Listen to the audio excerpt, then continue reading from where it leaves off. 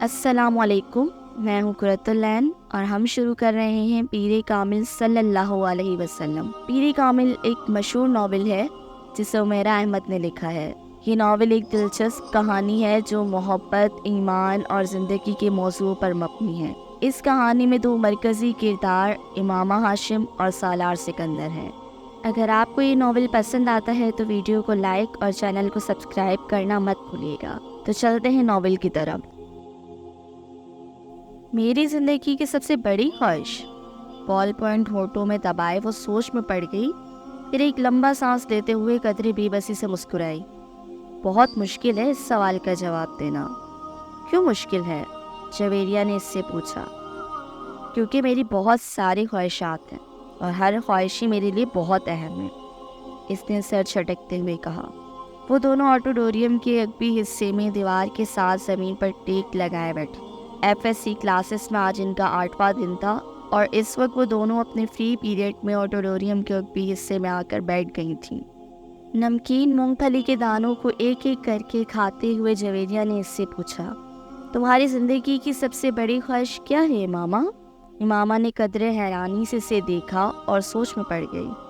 پہلے تم بتاؤ، تمہاری زندگی کی سب سے بڑی خواہش کیا ہے؟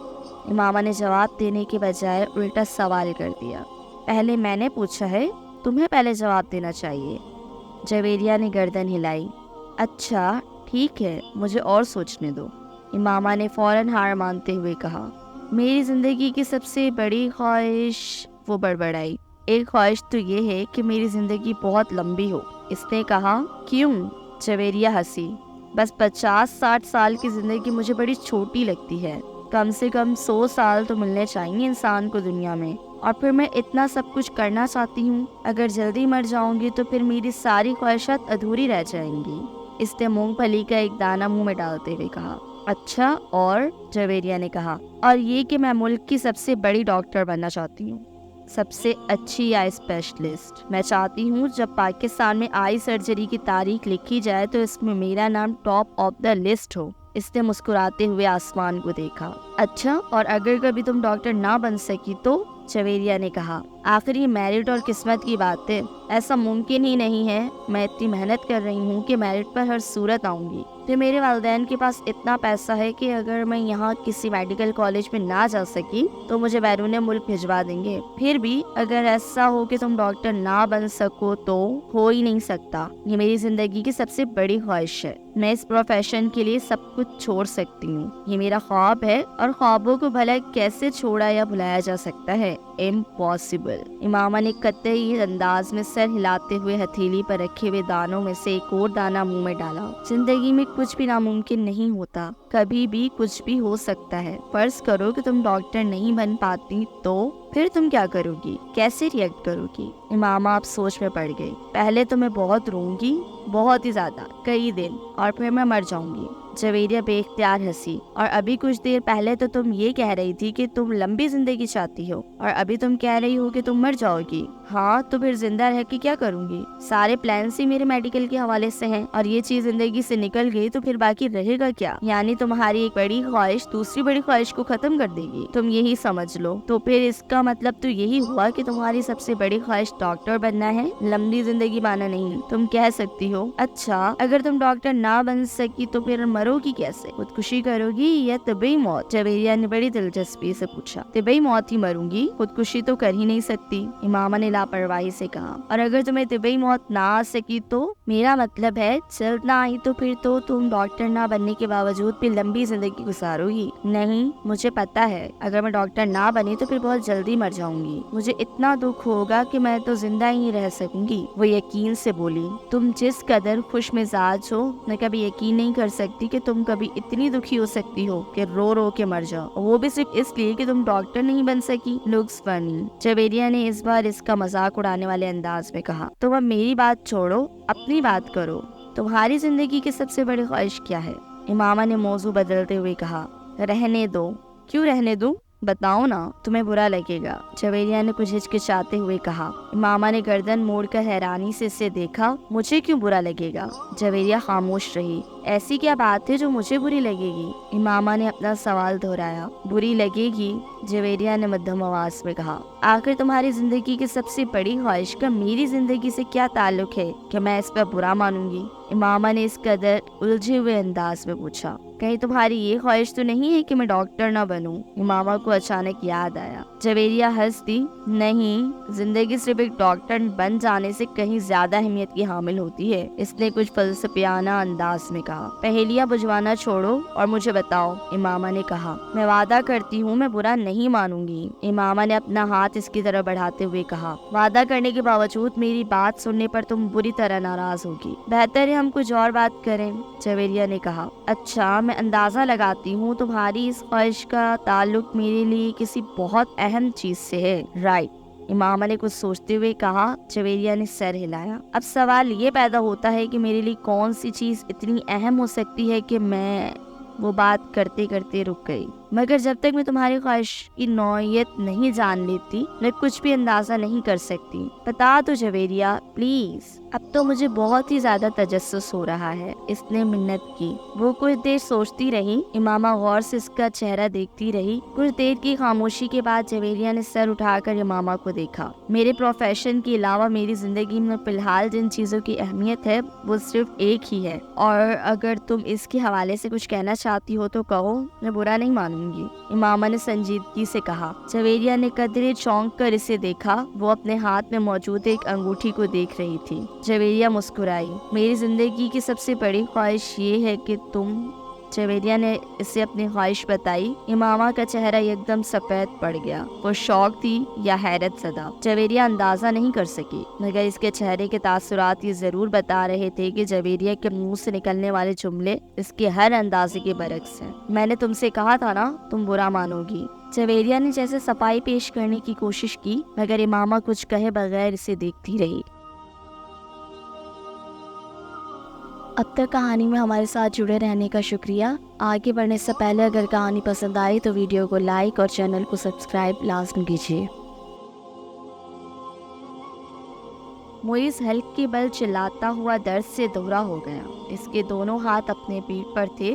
اس کے سامنے کھڑے 12 سالہ لڑکے نے اپنی پھٹی ہوئی ٹی شرٹ کی آستین سے اپنی ناک سے بہتا ہوا خون صاف کیا اور ہاتھ میں پکڑے ہوئے ٹینس ریکٹ کو ایک بار پھر پوری قوت سے معیز کی ٹانگ پر دے مارا۔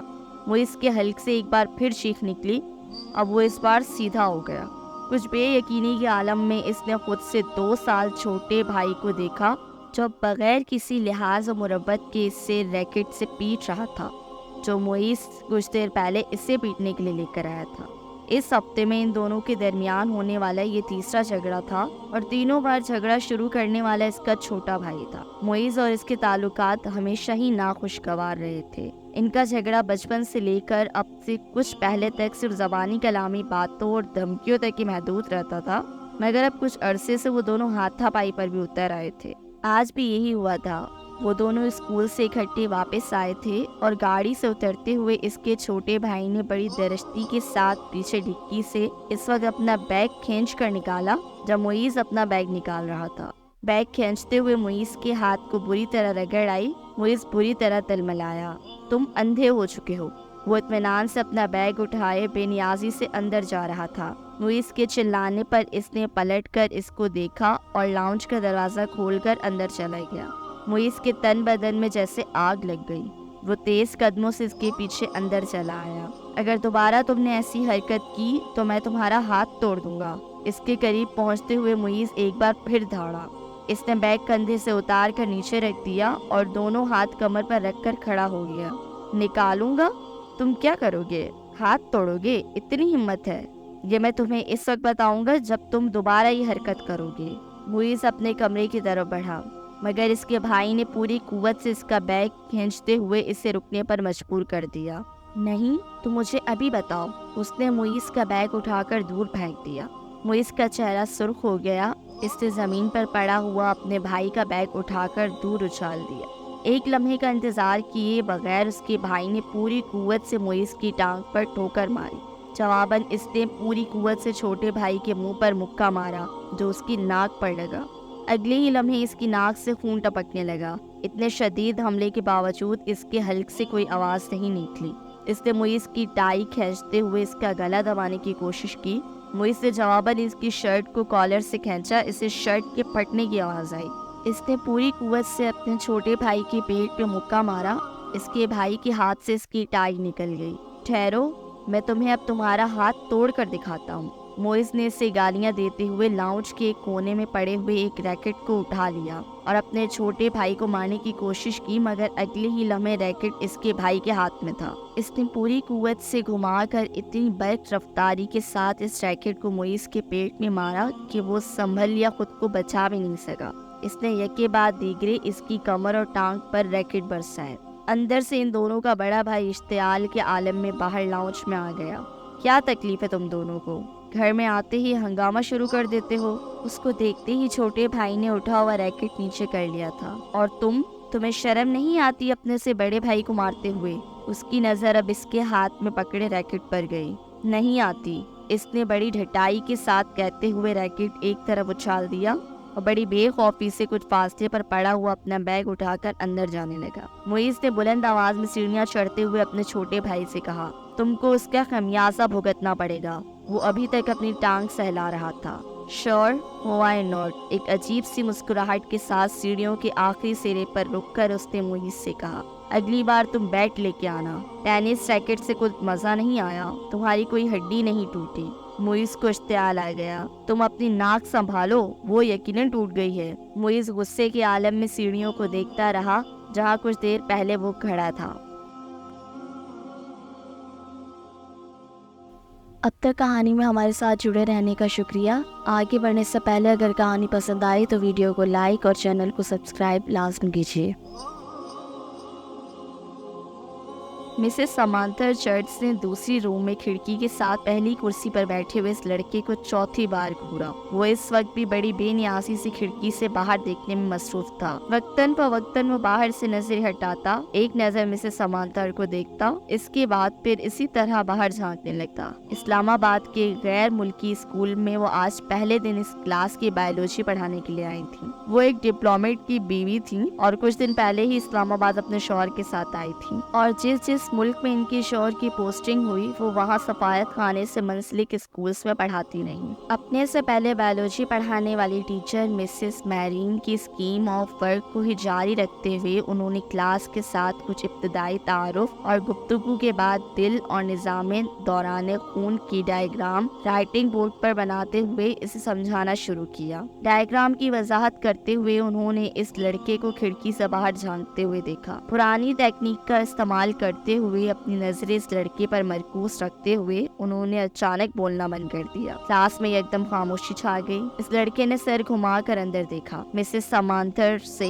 اس کی نظریں ملی۔ مسز سمانتھر مسکرائیں اور ایک بار پھر انہوں نے اپنا لیکچر شروع کر دیا۔ کچھ دیر تک انہوں نے اسی طرح بولتے ہوئے اپنی نظریں اس لڑکے پر رکھی جو اب اپنے سامنے پڑی نوٹ بک پر کچھ لکھنے میں مصروف تھا۔ اس کے بعد مسز سمانتھر نے اپنی توجہ کلاس میں موجود دوسرے اسٹوڈنٹس پر مرکوز کر لی۔ ان کا خیال تھا وہ خاصا شرمندہ ہو چکا ہے، دوبارہ باہر نہیں دیکھے گا، مگر صرف 2 منٹ کے بعد انہوں نے اسے ایک بار پھر کھڑکی سے باہر متوجہ دیکھا۔ وہ ایک بار پھر بولتے بولتے خاموش ہو گئی۔ بلا توقف اس لڑکے نے گردن موڑ کر پھر ان کی طرف دیکھا۔ اس بار مسز سمانتھر مسکرائی نہیں بلکہ قدر سنجیدگی سے اسے دیکھتے ہوئے ایک بار پھر لیکچر دینا شروع کر دیا۔ چند لمحے گزرنے کے بعد انہوں نے رائٹنگ بورڈ کو دیکھنے کے بعد دوبارہ اس لڑکے کو دیکھا تو وہ ایک بار پھر کھڑکی سے باہر کچھ دیکھنے میں مصروف تھا۔ اس بار غیر محسوس طور پر ان کے چہرے پر کچھ ناراضگی نمودار ہوئی اور وہ کچھ جھنجھلاتے ہوئے خاموش ہوئیں، اور ان کے خاموش ہوتے ہی اس لڑکے نے کھڑکی کے باہر سے اپنی نظریں ہٹا کر ان کی طرف دیکھا۔ اس بار اس لڑکے کے ماتھے پر بھی کچھ شکنیں تھیں۔ ایک نظر مسز سمانتھر کو ناگواری سے دیکھ کر وہ ایک بار پھر کھڑکی سے باہر دیکھنے لگا۔ اس کا انداز اس قدر توہین آمیز تھا کہ مسز سمانتھر کا چہرہ سرخ ہو گیا۔ سالار، تم کیا دیکھ رہے ہو؟ انہوں نے سختی سے پوچھا۔ نتھنگ، ایک لفظی جواب آیا۔ وہ اب چپتی ہوئی نظروں سے انہیں دیکھ رہا تھا۔ تمہیں پتہ ہے میں کیا پڑھا رہی ہوں؟ ہوپ سو، اس نے اتنے روڈ انداز میں کہا کہ مسز سمانتھر نے ایک دم ہاتھ میں پکڑا ہوا مار کر کیپ سے بند کر کے ٹیبل پر پھینک دیا۔ یہ بات ہے تو پھر یہاں آؤ اور یہ ڈائیگرام بنا کر اس کو لیبل کرو۔ انہوں نے اسپنج کے ساتھ رائٹنگ بورڈ کو صاف کرتے ہوئے کہا۔ یکے بعد دیگرے لڑکے کے چہرے پر کئی رنگ آ گئے۔ انہوں نے کلاس میں بیٹھے ہوئے اسٹوڈنٹس کو آپس میں نظروں کا تبادلہ کرتے دیکھا۔ وہ لڑکا اب سرد نظروں کے ساتھ مسز سمانتھر کو دیکھ رہا تھا۔ جیسے ہی انہوں نے رائٹنگ بورڈ سے آخری نشان صاف کیا، وہ اپنی کرسی سے ایک جھٹکے کے ساتھ اٹھا۔ تیز قدموں کے ساتھ اس نے ٹیبل پر پڑا ہوا مارکر اٹھایا اور برق رفتاری کے ساتھ رائٹنگ بورڈ پر ڈائیگرام بنانے لگا۔ پورے 2 منٹ 57 سیکنڈ کے بعد اس نے مارکر پر کیپ لگا کر اسی میز پر اسی انداز میں اچھالا جس انداز میں مسز سمانتھر نے اچھالا تھا، اور مسز سمانتھر کی طرف دیکھے بغیر اپنی کرسی پر آ کر بیٹھ گیا۔ مسز سمانتھر نے اسے مار کر اچھالتے یا اپنی کرسی کی طرف جاتے نہیں دیکھا۔ وہ بے یقینی کے عالم میں رائٹنگ بورڈ پر 3 منٹ سے بھی کم عرصے میں بنائی جانے والی لیبل ڈائیگرام کو دیکھ رہی تھی، جسے بنانے میں انہوں نے 10 منٹ لیے تھے، اور وہ ان کی ڈائیگرام سے زیادہ اچھی تھی۔ وہ کہیں بھی معمولی سی غلطی بھی نہیں ڈھونڈ سکی۔ کچھ خفیف سی ہوتے ہوئے انہوں نے گردن موڑ کر ایک بار پھر اس لڑکے کو دیکھا۔ وہ پھر کھڑکی سے باہر دیکھ رہا تھا۔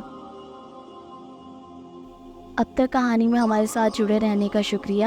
آگے بڑھنے سے پہلے اگر کہانی پسند آئی تو ویڈیو کو لائک اور چینل کو سبسکرائب لازم کیجیے۔ وسیم نے تیسری بار دروازے پر دستک دی۔ اس بار اندر سے امامہ کی آواز سنائی دی۔ کون ہے؟ امامہ، میں ہوں، دروازہ کھولو۔ وسیم نے دروازے سے اپنا ہاتھ ہٹاتے ہوئے کہا۔ اندر خاموشی چھا گئی۔ کچھ دیر بعد دروازے کا لاک کھلنے کی آواز سنائی دی۔ وسیم نے دروازے کے ہینڈل کو گھما کر دروازہ کھول دیا۔ امامہ اس کی جانب پشت کیے اپنے بیڈ کی طرف بڑھی۔ تمہیں اس وقت کیا کام آ پڑا ہے مجھ سے؟ آخر تم نے اتنی جلدی دروازہ کیوں بند کر لیا تھا؟ ابھی تو 10 بجے ہیں۔ وسیم کمرے میں داخل ہوتے ہوئے بولا۔ بس نیند آ رہی تھی مجھے۔ وہ بیڈ پر بیٹھ گئی۔ وسیم اس کا چہرہ دیکھ کر چونک گیا۔ تم رو رہی تھی؟ بے اختیار اس کے منہ سے نکلا۔ امامہ کی آنکھیں سرخ اور سوجی ہوئی تھی اور وہ اس سے نظریں چرانے کی کوشش کر رہی تھی۔ نہیں، رو نہیں رہی تھی، بس سر میں کچھ درد ہو رہا تھا۔ امامہ نے مسکرانے کی کوشش کی۔ وسیم نے اس کے پاس بیٹھتے ہوئے اس کا ہاتھ پکڑ کر ٹیمپریچر چیک کرنے کی کوشش کی۔ کہیں بخار تو نہیں ہے؟ اس نے کچھ تشویش بھرے انداز میں کہا اور پھر ہاتھ چھوڑ دیا۔ بخار تو نہیں ہے، پھر تم کوئی ٹیبلٹ لے لیتی؟ میں لے چکی ہوں۔ اچھا، تم سو جاؤ۔ میں باتیں کرنے آیا تھا، مگر اب اس حالت میں کیا باتیں کروں گا تم سے؟ وسیم نے قدم باہر کی طرف بڑھاتے ہوئے کہا۔ ماما نے اسے روکنے کی کوشش نہیں کی۔ وہ خود بھی اٹھ کر اس کے پیچھے گئی اور وسیم کے باہر نکلتے ہی اس نے دروازے کو پھر لاک کر لیا۔ بیڈ پر اوندھے منہ لیٹ کر اس نے تکیے میں منہ چھپا لیا۔ وہ ایک بار پھر ہچکیوں کے ساتھ رو رہی تھی۔ اب تک کہانی میں ہمارے ساتھ جڑے رہنے کا شکریہ۔ آگے بڑھنے سے پہلے اگر کہانی پسند آئی تو ویڈیو کو لائک اور چینل کو سبسکرائب لازم کیجیے۔ 13 سال کا وہ لڑکا اس وقت ٹی وی پر میوزک شو دیکھنے میں مصروف تھا۔ جب طیبہ نے اندر جھانکا، بے یقینی سے انہوں نے اپنے بیٹے کو دیکھا اور پھر کچھ ناراضی کے عالم میں اندر چلی آئیں۔ یہ کیا ہو رہا ہے؟ انہوں نے اندر آتے ہی کہا۔ ٹی وی دیکھ رہا ہوں۔ اس نے ٹی وی سے نظریں نہیں ہٹائیں۔ ٹی وی دیکھ رہا ہوں؟ فار گاڈ سیک، تمہیں احساس ہے کہ تمہارے پیپرز ہو رہے ہیں؟ طیبہ نے اس کے سامنے آتے ہوئے کہا۔ So what? اس لڑکے نے اس وقت کچھ خفگی سے کہا۔ So what? تمہیں اس وقت اپنے کمرے میں کتابوں کے درمیان ہونا چاہیے، نہ کہ یہاں اس بیہودہ شو کے سامنے، طیبہ نے ڈانٹا۔ مجھے جتنا پڑھنا تھا میں پڑھ چکا ہوں، آپ سامنے سے ہٹ جائیں۔ اس کے لہجے میں ناگواری آ گئی۔ پھر بھی اٹھو اور اندر جا کر پڑھو، طیبہ نے اس طرح کھڑے کھڑے اس سے کہا۔ نہ میں یہاں سے اٹھوں گا، نہ اندر جا کر پڑھوں گا۔ میری اسٹڈیز اور پیپرز میرا مسئلہ ہے، آپ کا نہیں۔ اگر تمہیں اتنی پرواہ ہوتی اسٹڈیز کی تو تم اس وقت یہاں بیٹھے ہوتے۔ اسٹیپ اسائڈ، اس نے طیبہ کے جملے کو نظر انداز کرتے ہوئے بڑی بدتمیزی کے ساتھ ہاتھ کے اشارے سے کہا۔ آج تمہارے پاپا آ جائیں تو میں ان سے بات کرتی ہوں۔ طیبہ نے اسے دھمکانے کی کوشش کی۔ ابھی بات کر لیں، کیا ہوگا؟ پاپا کیا کر لیں گے؟ جب میں آپ کو بتا چکا ہوں کہ مجھے جتنی تیاری کرنی ہے میں نے کر لی ہے، تو پھر آپ کو کیا مسئلہ ہے؟ یہ تمہارے سالانہ امتحان ہے، تمہیں احساس ہونا چاہیے اس بات کا۔ طیبہ نے یکدم اپنے لہجے کو نرم کرتے ہوئے کہا۔ میں کوئی 2-4 سال کا بچہ نہیں ہوں کہ میرے آگے پیچھے پھرنا پڑے آپ کو۔ میں اپنے معاملات میں آپ سے زیادہ سمجھدار ہوں، اس لیے یہ 3rd کلاس قسم کے جملے مجھ سے مت بولا کریں۔ ایگزامس ہو رہے ہیں، اسٹڈیز پہ دھیان دو، اس وقت تمہیں اپنے کمرے میں ہونا چاہیے۔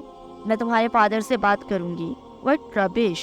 وہ بات کرتے کرتے غصے میں صوفے سے اٹھ کر کھڑا ہو گیا۔ ہاتھ میں پکڑا ہوا ریموٹ اس نے پوری قوت سے سامنے والی دیوار پر دے مارا اور پاؤں پر ڈھکتا ہوا کمرے سے نکل گیا۔ طیبہ کچھ بے بسی اور خفت کے عالم میں اسے کمرے سے باہر نکلتا ہوا دیکھتی رہی۔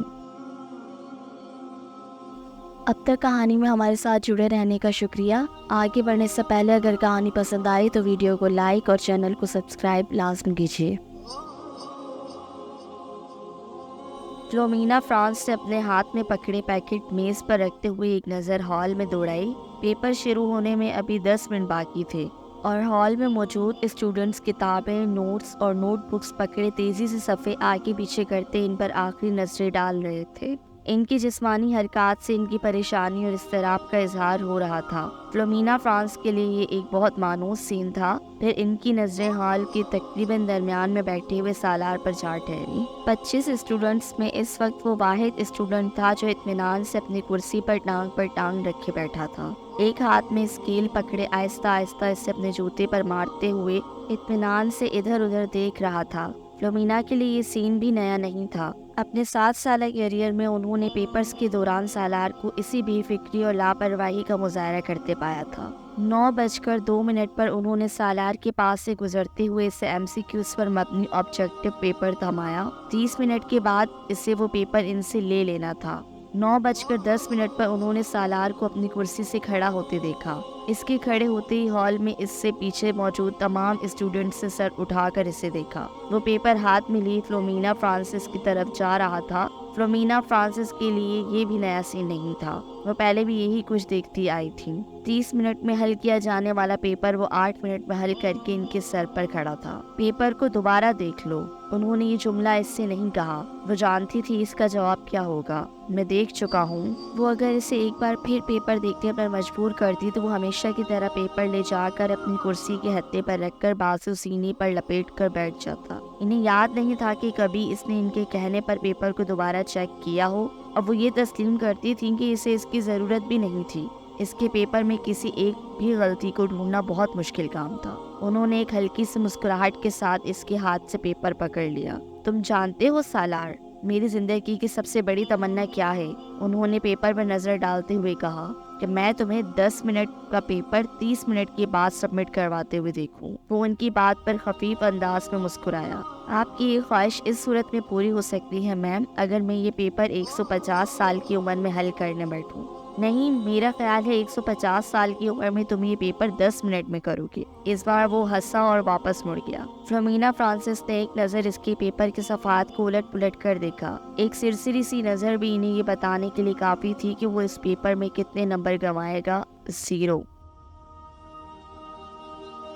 اب تک کہانی میں ہمارے ساتھ جڑے رہنے کا شکریہ۔ آگے بڑھنے سے پہلے اگر کہانی پسند آئی تو ویڈیو کو لائک اور چینل کو سبسکرائب لازم کیجیے۔ سلما نے اپنی بیٹی کے ہاتھوں میں گفٹ پیپر میں لپٹے ہوئے پیکٹ کو حیرانی سے دیکھا۔ یہ کیا ہے ماما؟ تم تو مارکیٹ گئی تھی، شاید کچھ کتابیں لینی تھی تمہیں۔ ہاں امی، مجھے کتابیں ہی لینی تھی، مگر کسی کو تحفے میں دینے کے لیے۔ کس کو تحفہ دینا ہے؟ وہ لاہور میں ایک دوست ہے میری، اس کی سالگرہ ہے، اسی کے لیے خریدا ہے۔ کوریئر سروس کے ذریعے بھجوا دوں گی کیونکہ مجھے تو ابھی یہاں رہنا ہے۔ لاؤ پھر مجھے دو یہ پیکٹ، میں وسیم کو دے دوں گی، وہ بھجوا دے گا۔ نہیں امی، میں ابھی نہیں بھجواؤں گی، ابھی اس کی سالگرہ کی تاریخ نہیں آئی۔ سلما کو لگا جیسے وہ یکدم گھبرا گئی ہو۔ انہیں حیرانی ہوئی، کیا یہ گھبرانے والی بات تھی؟ 3 سال پہلے امامہ کی وجہ سے انہیں بہت زیادہ پریشانی کا سامنا کرنا پڑا تھا، انہیں اور ان کے شوہر ہاشم کو۔ وہ تب اپنی بیٹی کے بارے میں بہت فکر مند تھی اور ہاشم ان سے زیادہ، مگر پچھلے 3 سال میں سب کچھ ٹھیک ہو گیا تھا۔ وہ دونوں اب اس کی طرف سے مکمل طور پر مطمئن تھے، خاص طور پر اسجد سے اس کی نسبت طے کر کے۔ وہ جانتی تھی امامہ اسجد کو پسند کرتی ہے اور صرف وہی نہیں، اسجد کو کوئی بھی پسند کر سکتا تھا۔ وہ ہر لحاظ سے ایک اچھا لڑکا تھا۔ وہ یہ بھی جانتی تھی کہ وہ اسجد سے نسبت طے ہونے پر بہت زیادہ خوش ہوئی تھی۔ اسجد اور اس کے درمیان پہلے بھی خاصی دوستی اور بے تکلفی تھی، مگر بعض دفعہ انہیں لگتا جیسے وہ وقت گزارنے کے ساتھ ساتھ بہت چپ ہوتی جا رہی ہے۔ وہ پہلے ایسی نہیں تھی، مگر اب وہ اسکول جانے والی بچی بھی تو نہیں رہی، میڈیکل کالج کی اسٹوڈنٹ ہے، پھر وقت بھی کہاں ہوتا ہے اس کے پاس۔ سلما ہمیشہ خود کو تسلی دے لیتی، وہ ان کی سب سے چھوٹی بیٹی تھی، بڑی دونوں بیٹیوں کی وہ شادی کر چکی تھی۔ ایک بیٹی کی بھی شادی کر چکی تھی، جبکہ 2 بیٹے اور امامہ غیر شادی شدہ تھے۔ اچھا ہی ہے کہ یہ سنجیدہ ہوتی جا رہی ہے، لڑکیوں کے لیے سنجیدگی اچھی ہوتی ہے، انہیں جتنی جلدی اپنی ذمہ داریوں کا احساس ہو جائے اتنا ہی اچھا ہے۔ سلما نے گہری سانس لیتے ہوئے امامہ سے نظریں ہٹا لیں۔ وہ چھٹیوں میں گھر آئی ہوئی تھی اور جتنے دن وہ یہاں رہتی ان کی نظریں اس پر اسی طرح مرکوز رہتی۔ پتہ نہیں یہ ساجد کہاں رہ گیا ہے، جو بھی کام اس کے ذمہ لگاؤ بس بھول ہی جاؤ۔ انہیں اچانک اپنے ملازم کا خیال آیا جس کے پیچھے وہ لاؤنج میں آئی تھی، پر بڑھاتے ہوئے وہ لاؤنج سے نکل گئیں۔ اب تک کہانی میں ہمارے ساتھ جڑے رہنے کا شکریہ۔ آگے بڑھنے سے پہلے اگر کہانی پسند آئی تو ویڈیو کو لائک اور چینل کو سبسکرائب لازم کیجیے۔ یہ نیو ایئر نائٹ تھی۔ نیا سال شروع ہونے میں 30 منٹ باقی تھے۔ 10 لڑکوں پر مشتمل 14-15 سال کے لڑکوں کا وہ گروپ پچھلے 2 گھنٹے سے اپنے اپنے موٹر سائیکلز پر شہر کی مختلف سڑکوں پر اپنے کرتب دکھانے میں مصروف تھا۔ ان میں سے چند نے اپنے ماتھے پر چمکدار بینڈز باندھے ہوئے تھے جن پر نئے سال کے حوالے سے مختلف پیغامات درج تھے۔ وہ لوگ 1 گھنٹہ پہلے پوش علاقے کی بڑی سپر مارکیٹ میں موجود تھے اور وہاں وہ مختلف لڑکیوں پر آواز کستے رہے تھے۔ اپنی بائکس پر سوار اب مختلف سڑکوں پر چکر لگا رہے تھے۔ ان کے پاس فائر کریکرز موجود تھے جنہیں وہ وقتاً فوقتاً چلا رہے تھے۔ 11:15 پر وہ جم خانے کے باہر موجود تھے جہاں پارکنگ لاٹ گاڑیوں سے بھر چکا تھا۔ یہ گاڑیاں ان لوگوں کی تھی جو جم خانے میں نئے سال کے سلسلے میں ہونے والی ایک پارٹی میں آئے تھے۔ ان لڑکوں کے پاس بھی اس پارٹی کے دعوتی کارڈ موجود تھے کیونکہ ان میں سے تقریباً تمام کے والدین جم خانے کے ممبر تھے۔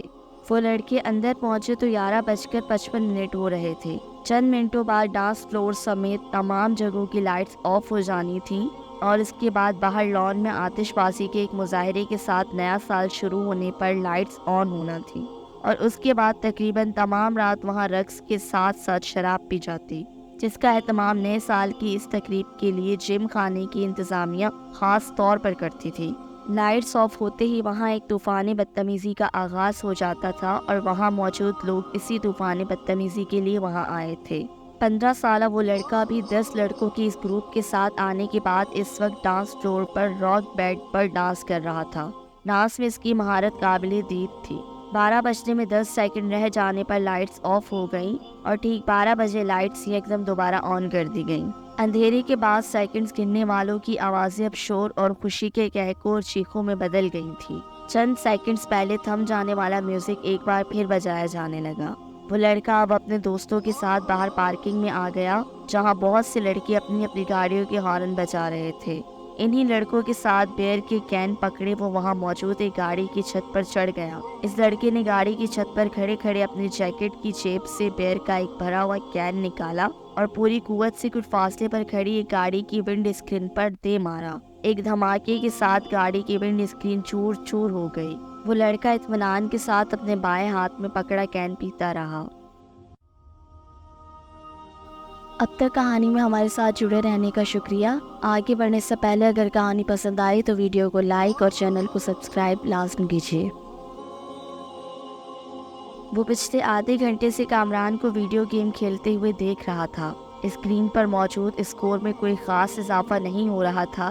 شاید اس کی وجہ سے وہ مشکل ٹریک تھا جس پر کامران کو گاڑی ڈرائیو کرنی تھی۔ سالار لاؤنج کے صوفوں میں سے ایک صوفے پر بیٹھا اپنی نوٹ بک پر کچھ لکھنے میں مصروف تھا، مگر وقتاً فوقتاً نظر اٹھا کر ٹی وی اسکرین کو بھی دیکھتا رہا تھا جہاں کامران اپنی جد و جہد میں مصروف تھا۔ ٹھیک آدھے گھنٹے کے بعد اس نے نوٹ بک بند کر کے سامنے پڑی میز پر رکھ دی، پھر منہ پر ہاتھ رکھ کر جمائی روکی۔ دونوں ٹانگیں سامنے پڑی میز پر رکھ کر اور دونوں ہاتھوں کی انگلیاں سر کے پیچھے باندھے وہ کچھ دیر اسکرین کو دیکھتا رہا جہاں کامران اپنے تمام چانسز ضائع کرنے کے بعد ایک بار پھر نیا گیم کھیلنے کی تیاری کر رہا تھا۔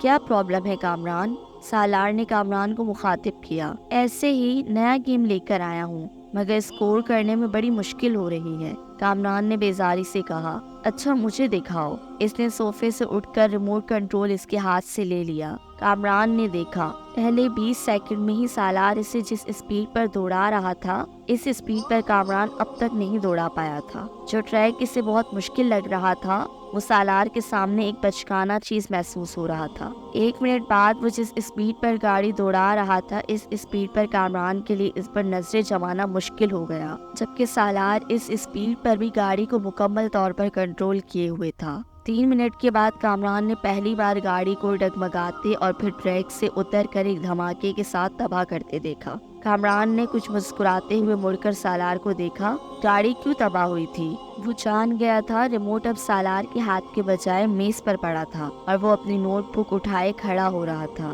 کامران نے سر اٹھا کر اسے دیکھا۔ بہت بورنگ گیم ہے، سالار نے تبصرہ کیا اور کامران کی ٹانگوں کو پھیلانگتے ہوئے لانچ سے باہر نکل گیا۔ کامران ہارن پیچھے 7 ہندسوں پر مبنی اس اسکور کو دیکھ رہا تھا جو اسکرین کے ایک کونے میں جگمگا رہا تھا۔ کچھ نہ سمجھ میں آنے والے انداز میں اس نے بیرونی دروازے کو دیکھا جس سے وہ غائب ہوا تھا۔ اب تک کہانی میں ہمارے ساتھ جڑے رہنے کا شکریہ۔ یہ تھا کہانی کا پہلا حصہ۔ پارٹ 2 دیکھنے کے لیے ڈسکرپشن میں دیے گئے لنک پر کلک کریں۔ اگر کہانی پسند آئی تو ویڈیو کو لائک اور چینل کو سبسکرائب لازمی کیجیے۔ ملتے ہیں نیکسٹ ویڈیو میں، تب تک کے لیے اللہ حافظ۔